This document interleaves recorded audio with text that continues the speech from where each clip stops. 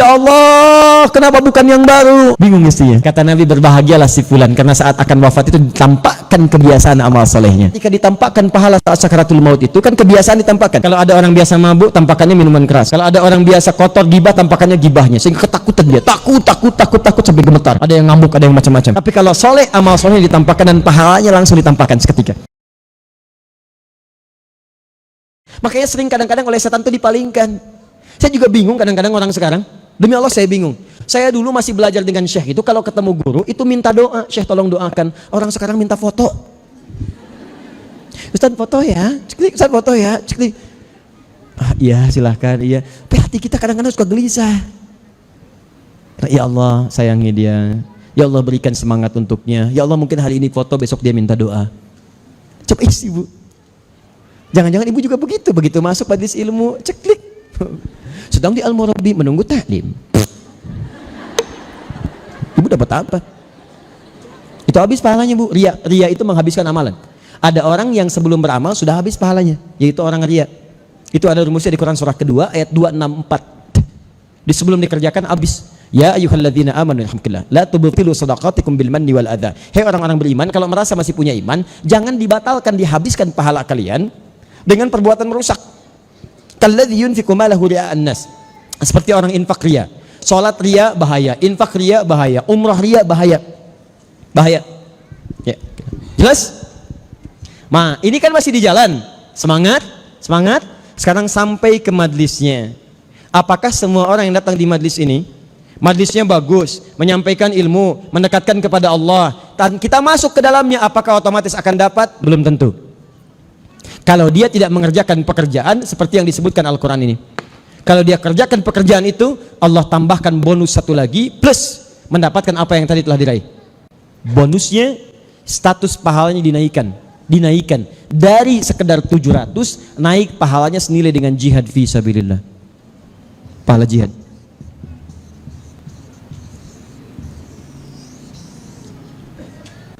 Tahan. Bahkan ayat ini diturunkan saat Allah meminta sebagian orang Islam yang sedang senang merespon jihad dengan fisik. Ada panggilan jihad, semangat. Kata Allah, jangan semua pergi. Saya turunkan satu amalan hari ini, saat ini, yang kalau kalian kerjakan nilainya sama dengan jihad fisik. Di kalau wafat syahid, ibu meninggal syahid seketika. Syahid. Kalau hidup, nilainya senilai jihad. Jihad itu bu, kalau sudah meninggal, ya Allah, pertama kali dibangkitkan orang ini, begitu sudah tampak surga di pandangan matanya, maka Allah bertanya kepadanya, kamu mau apa? Kata orang ini, ya Allah, saya ingin wafat lagi. Saya ingin hidup lagi, wafat lagi. Kenapa? Saking nikmatnya mendapatkan nikmatan pahala jihad fisabilillah. Saking nikmatnya. Saya mau cerita sedikit aja. Jadi ada seorang, kalau di zaman Nabi itu posisi di masjidnya pojok kanan bu. Di setiap dia datang pojok kanan aja, ibadah pojok kanan. Tahu apa yang dikerjakan? Satu kali sampai dikenal oleh Nabi. Satu kali orang ini nggak ada. Kata Nabi, mana si fulan? Nggak ada yang tahu. Coba cari ke rumahnya. Begitu disusulkan, Nabi ikut di belakang, dikabarkan oleh istrinya bahwa si fulan telah meninggal dunia. Kata Nabi, adakah sesuatu yang aneh sebelum wafat? Kata istrinya, tidak ada, kecuali cuma perkataan aja, ya Allah, kenapa tidak jauh lagi? Ya Allah, kenapa bukan yang baru? Bingung istrinya. Kata Nabi, berbahagialah si fulan karena saat akan wafat itu ditampakkan kebiasaan amal solehnya. Amal solehnya yang pertama, ternyata setelah dicari sampai ke rumahnya, jaraknya jauh bu, kalau kita berapa kilo, mungkin 1 jam 2 jam perjalanan, masih ke masjid. Nah, ketika ditampakkan pahala saat sakaratul maut itu kan kebiasaan ditampakkan. Kalau ada orang biasa mabuk, tampakannya minuman keras. Kalau ada orang biasa kotor gibah, tampakannya gibahnya, sehingga ketakutan dia, takut sampai gemetar. Ada yang ngambuk, ada yang macam-macam. Tapi kalau soleh, amal solehnya ditampakkan dan pahalanya langsung ditampakkan seketika. Maka ketika ditampakkan pahala ke masjid itu, pahalanya kan sekali masuk 25, satu kali keduanya, 500 tahun, banyak. Ternyata karena jauh itu tapaknya makin banyak, ditampakkan banyak pahalanya. Maka orang ini saat akan wafat di sakaratnya mengatakan, ya Allah, kenapa nggak lebih jauh lagi supaya saya lebih banyak pahala lagi. Nah yang kedua, pernah satu kali di jalan ketika musim dingin berjumpa dengan seseorang kedinginan saat akan ke masjid. Orang ini mengenakan pakaian luarnya, jaket luar lah kalau kita itu. Ya, yang luarnya itu yang biasa, yang dalamnya yang baru. Dilepaskan yang biasa, dimasukkan yang baru dia pakai. Yang luar diberikan kepada temannya, yang kedinginan tadi pakai ini. Begitu ditampakkan pahalanya, luar biasa banyaknya, nolong orang dengan pakaian yang biasa. Lantas berkata di lisan, ya Allah, kenapa saya nggak berikan yang baru pada saat itu? Nah ibu sekalian, saat ibu datang ke majelis ilmu, standarnya 700. Dan itu terus diangkat.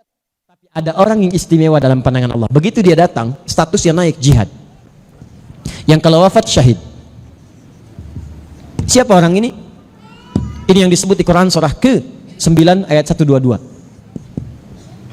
Dan kita akan masuk pada akhir dari bahasan kita. Iya, kayak gitu tuh. Yuk, sudah? Itu bahasa anak-anak, gak apa-apa. Saya senang dengan anak-anak, saya senang. Jadi kalau datang, itu dunianya. Dan demikian mereka belajar.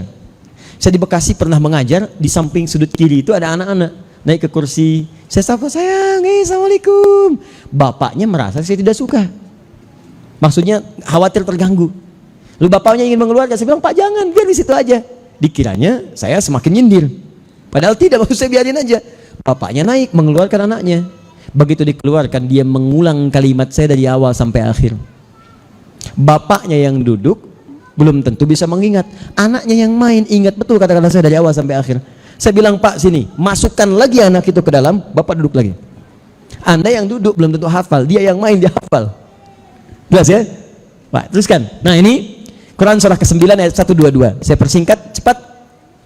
Wa ma kanal mu'minuna liyanfiru kaffah. Paling kiri sebelah bawah di mushaf. Dan tidaklah semua orang beriman itu mesti pergi ke medan perang semua. Tadi saya katakan ayat ini turun pada saat orang-orang semangat untuk berjuang secara fisik. Kata Allah, akan saya turunkan satu amalan yang kalau kalian kerjakan sama nilainya dengan jihad fisik. Falaula nafara min kulli firqatin minhum ta'ifah. Hendaklah ada sebagian di antara kalian yang sibuk beraktivitas, yang kerja ini itu, yang di rumah, yang macam-macam. Mesti ada satu waktu dalam sepekan, masa iya nggak ada waktunya? Lihat tafaqahu fiddin, untuk belajar agama. Masa ibu dikasih 7 hari sepekan, 24 jam sehari, nggak punya waktu untuk belajar agama? Dunia dikejar-kejar, uang belanja dihitung-hitung, kenapa pahala nggak pernah dihitung? Saya sering katakan rizki ibu itu sudah diatur. Walladzi qaddara fahada, rizki ditetapkan, diberi petunjuk, pasti dapat bu. Nggak ada orang hidup nggak dapat rizki. Nggak akan orang meninggal, nggak akan pernah meninggal kata Nabi. Hatta tastawfiya rizqaha, sampai didapatkan semua rizkinya. Jangankan manusia, binatang aja dijamin bu. Buka ibu oleh ibu Quran surah 11 itu ayat ke-6. Wa ma min dabbatin fil ardi illa 'ala Allahi rizquha. Jangankan manusia kata Allah, binatang melata aja yang jalannya lambat, rezekinya udah ada, udah diatur. Bu tahu cicak? Apa aktivitasnya? Jalannya bagaimana? Merayap. Di mana? Apa makanannya? Nyamuk. Nyamuk bagaimana aktivitasnya? Terbang, punya sayap. Kalau kita berpikir pakai logika, di mana logika keadilan Allah? Yang mau makan nggak punya sayap, makanannya punya sayap. Kalau sekiranya nyamuk binatang punya akal, dan mungkin ada yang jenius, cicak jadi mainan nyamuk bu. Cicak, ayo tangkap, ayo tangkap. Qadarullah, kita yang berakal, cicak tidak, nyamuk tidak. Hewan yang tidak berakal aja ada makanannya. Bagaimana sifat keadilan Allah? Orang tua kita nggak usah banyak dalil, tinggal dibikin satu lirik, orang tua kita mengajarkan dengan bijak. Perhatikan kalimatnya, cicak, cicak diam. Dia cuma diminta oleh Allah merayap, walaupun cuma diam. Dia merayap, kata Allah merayap. Kemudian setelah itu datang seekor, perhatikan, bukan cicak yang mendatangi nyamuk, datanglah nyamuk ke cicak.